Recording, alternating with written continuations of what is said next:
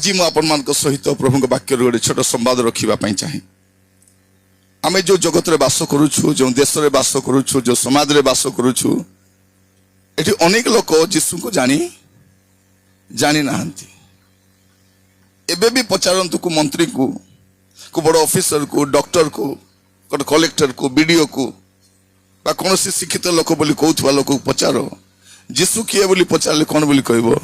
जीशु Christian मानकर महाप्रभु बोल बस से कौन बोली कहबे? जीशु ख्रिस्टियन मानकर भगवान बोली कहि दो से। आउरी के जन को पचारबे जीशु किए बोले कौन बोली कहबे?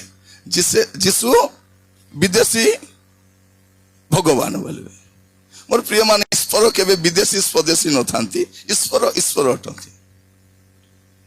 गोटे गाँ पाई गोटे ईश्वर, गोटे जिला पाई गोटे ईश्वर, गोटे राज्य पाई गोटे ईश्वर, गोटे देश पाई गोटे ईश्वर न थांती। ईश्वर जदि के अछंती से एकमात्र का थिबे।